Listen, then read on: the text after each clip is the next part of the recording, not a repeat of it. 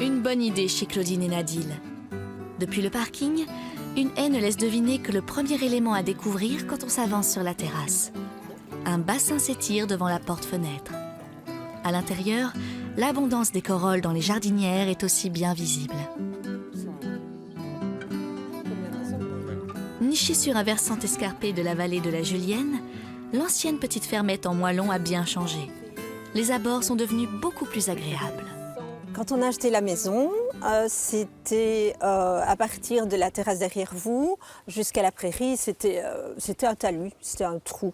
Voilà, donc on a fait venir des camions et des camions et des camions de terre de remblai. Et puis on a créé notre petit jardin à notre façon. Et il y a une quinzaine d'années, on a décidé alors de faire appel à un architecte de jardin. C'est Alain Dore, le paysagiste limbourgeois, qui a structuré l'espace gagné sur le vide. La pelouse a accueilli un coin à manger dont le revêtement du sol vient d'évoluer avec une nouvelle tendance. Au départ, c'était une terrasse en chêne, en vieux chêne. Mais voilà, c'est du matériau naturel, ça vit, ça vieillit. Nous l'avons remplacé par une terrasse en acier corten. Mais je ne la voulais pas d'une seule pièce. Donc on a eu l'idée de faire des damiers avec le bois. C'est Nadil qui a eu l'idée de prolonger la terrasse par un bassin. Les poissons nagent à l'avant-plan de la vue offerte depuis le coin à manger sur le paysage.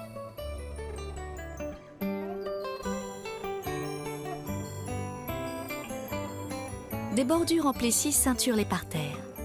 Le châtaignier apporte une note rustique, une touche naturelle dans l'ambiance de netteté créée par les haies et les angles des terrasses.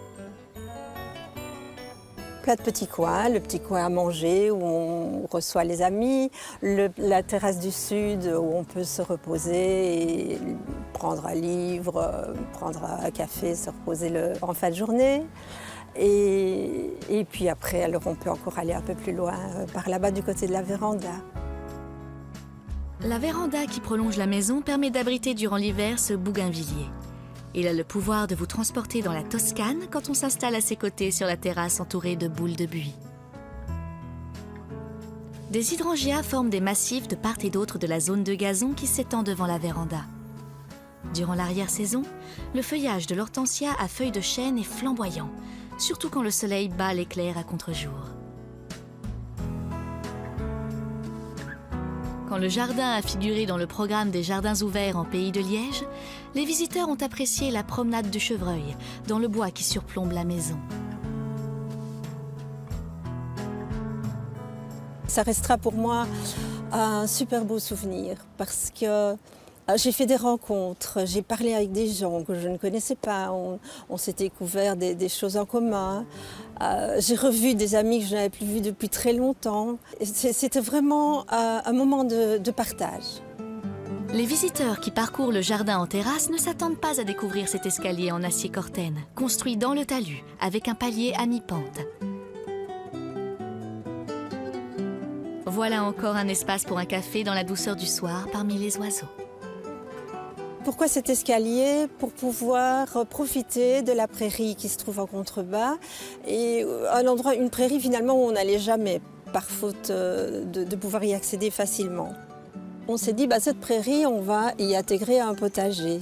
Ce qu'on a fait, potager en carré, entouré d'une clôture en châtaignier pour protéger les légumes des chevreuils, puisqu'on a la chance d'avoir des chevreuils autour de la maison. Le potager est l'antichambre du pré, où un verger d'anciennes variétés a été planté. Un chemin tondu dans l'herbe mène à un dernier coin de repos au bord de la rivière. Il permet d'admirer le jardin aménagé à flanc de colline.